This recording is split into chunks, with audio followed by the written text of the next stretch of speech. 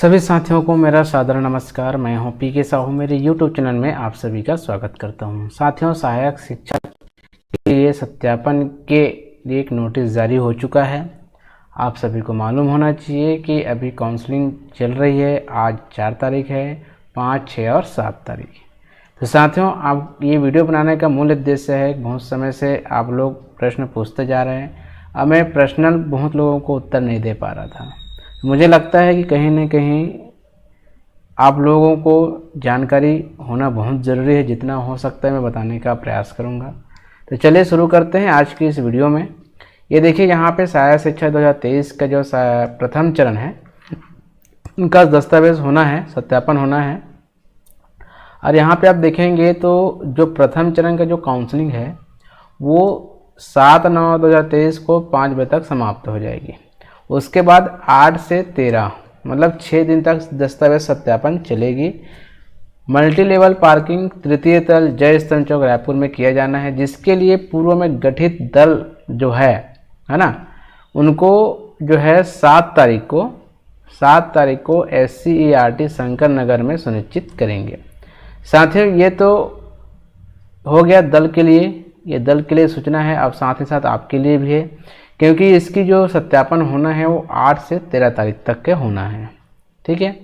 अब आपको जो महत्वपूर्ण जानकारी जो देने जा रहा हूँ, इसे लेटर के माध्यम से जो आया हुआ है उसके माध्यम से, अभी तो ये वेबसाइट में नहीं डला हुआ है। अब ये वेबसाइट में पहले एक पूर्व का है, अभी वर्तमान का नहीं है। हो सकता है वर्तमान का संशोधित प्रपत्र जारी कर दे, उसका भी अवलोकन करते रहे, क्योंकि अभी आपके पास 3 दिन का समय है, क्योंकि 4, 5, 6 और ये 7, 8 से शुरू होने वाला है। तो ये महत्वपूर्ण वीडियो क्यों हो सकता है, मैं आपको बताने जा रहा हूँ। यहाँ पे आप देखेंगे कि जिसकी भी उम्र 1/1/2023 की स्थिति में 21 वर्ष या अधिकतम 40 वर्ष होना चाहिए। ठीक है। अनुसूचित जाति, जनजाति और अन्य पिछड़ा वर्ग या समस्त श्रेणी के महिला, चाहे वो कोई भी श्रेणी का हो, अधिकतम आयु 45 वर्ष, मतलब जो महिलाएं हैं उसको 5 वर्ष का अधिकतम और छूट दी गई है। जो जन्म तिथि है वो 10वीं के अंक सूची के आधार पर देखा जाएगा। और यहाँ पे महत्वपूर्ण बातें, निम्नलिखित दस्तावेजों का अनिवार्य रूप से परीक्षण किया जाना है। ये महत्वपूर्ण बात है, इसकी परीक्षण किया जाना है। पहले तो देखते बस थे, लेकिन यहाँ पे अनिवार्य रूप से लिख दिया गया है। मतलब साथियों, 10वीं का मार्कशीट, 12वीं का मार्कशीट जो न्यूनतम 45% होना चाहिए, DED DLED उत्तीर्ण का प्रमाण पत्र, साथ ही यहाँ पे BEd भी होगा, क्योंकि ये पहले पूर्व का है। जब BEd को पृथक कर दिया गया था, मैं बोला ना, संशोधित में निकाला जा सकता है, या जाओगे तो वहाँ BEd भी लिखा रहेगा। अभ्यर्थी को प्राथमिक स्तर के TT पास उत्तीर्ण करना अनिवार्य होगा। छत्तीसगढ़ का मूल निवासी प्रमाण पत्र होना चाहिए। अनुविभागीय अधिकारी राजस्व द्वारा स्थायी जाति प्रमाण पत्र भी लागू होने पर, है ना, जैसे अनारक्षित है तो उसको देने की जरूरत नहीं है ना, और जैसे ST SC OBC है उसको देने की आवश्यकता है। मेडिकल बोर्ड द्वारा जारी दिव्यांगता प्रमाण पत्र लागू होने पर भी आपको देने हैं। और कौन कौन सा जो है दस्तावेज जो है मूल दस्तावेज से आपका मिलान करेंगे, उसको भी देख लीजिए। TT उत्तीर्ण प्रमाण पत्र, जो DED, मतलब देखा जाएगा कि आपका जो TT जो है वो DED DLED BEd में प्रवेश लेने के बाद जारी होना चाहिए। मतलब प्रवेश लेना मतलब आप प्रथम ईयर भी पास नहीं हो फिर भी चलेगा, द्वितीय वर्ष कंप्लीट नहीं हुआ है फिर भी चलेगा, तो TT पास हो आप। तो यदि आप प्रवेश लेते हो, मान लीजिए आप जो है 2 जुलाई को प्रवेश लिए हो, तो आपका TT का रिजल्ट 3 जुलाई से होना चाहिए, है ना, तो वो मान्य होगा जो लिखा है उसके आधार पे। वो ऐसा है, ऐसा सुप्रीम कोर्ट का आदेश भी है कि जिन्होंने प्रवेश ले लिया उसे TT दिलाने का अधिकार रखता है और पात्रता रखते हैं, है ना। लेकिन डेट कंप्लीट होना चाहिए जब आप वेरिफिकेशन में गए हो। जाति प्रमाण पत्र अनुविभागीय, ये भी आपका जांच होगा। जो शिक्षक भर्ती के परीक्षा परिणाम है ना, वो 2/7 को जारी किया गया था। तो समस्त दस्तावेज 2/7/2023 के पूर्व जारी होना चाहिए। दस्तावेज अन्य पिछड़े वर्ग श्रेणी के लिए आय प्रमाण पत्र भी संलग्न करेंगे। तो साथियों, आपके पास 3 दिन का समय है, जितना जल्दी हो सके आप बनवा लीजिए। अन्य पिछड़े वर्ग का आय प्रमाण पत्र आपको देने होंगे, और मेरे ख्याल से समय दे सकते हैं, नहीं देंगे तो मुश्किल हो सकती है, तो आपको बनाना अनिवार्य है। यदि आप पूर्व में शासकीय सेवक थे तो आपको अनापत्ति प्रमाण पत्र संलग्न करना होगा। भूतपूर्व सैनिक हो तो सेवानिवृत्ति का प्रमाण पत्र भी आपको देने होंगे। चलिए नेक्स्ट देखते हैं। अब यहाँ पे देखिए सहायक शिक्षक का अभिलेख सत्यापन प्रपत्र में आपको क्या क्या भरने होंगे। सत्यापन तिथि आपको भरने होंगे और आपका रैंक कितना है वो भरने होंगे, ऑल ओवर रैंक, टेबल क्रमांक भरना होगा और यहाँ पे आपको छोड़ना है, यहाँ पे स्वास्थ्य राशि नवीन पाठ्यक्रम नवीन पासपोर्ट आपको डालना होगा, नवे वाला है ना।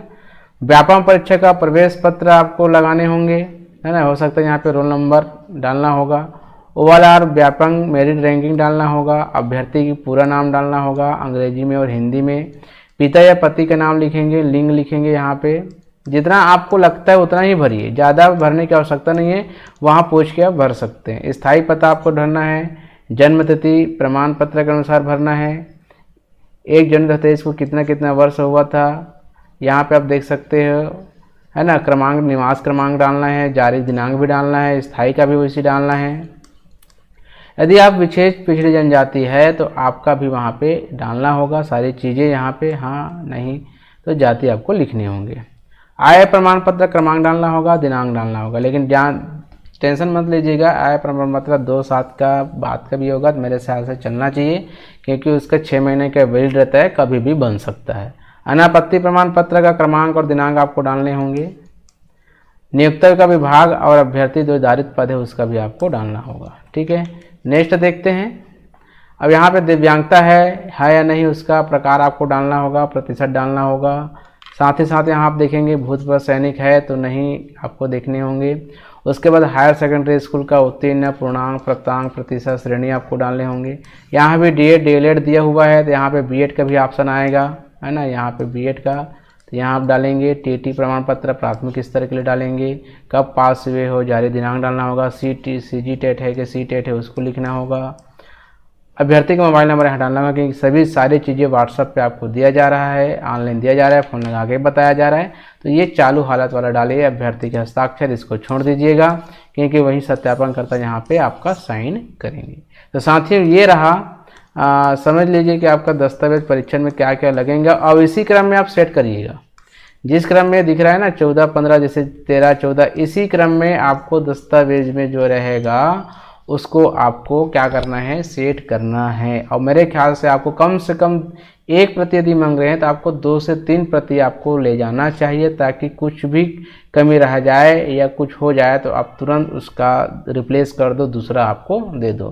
तो सबका 2 प्रति 3 प्रति आपके पास उपलब्ध होना चाहिए। साथ ही साथ शपथ पत्र देना चाहते हैं तो शपथ पत्र भी दे सकते हैं, है ना। मांगेगा तो देना है, नहीं मांगेगा तो नहीं देना है, पहले से आपको देने की आवश्यकता नहीं है। तो साथ ही ये रहा दस्तावेज परीक्षण से संबंधित महत्वपूर्ण जानकारी। इसके बाद मैं बताने वाला हूँ कि कार्यभार ग्रहण कैसे करते हैं और क्या क्या भरना पड़ता है। इसके बाद मैं नेक्स्ट वीडियो में कल या आज बताने का प्रयास करूँगा। तो दोस्तों आज के वीडियो में इतना ही। अच्छा लगे तो लाइक कमेंट शेयर अवश्य करें। धन्यवाद।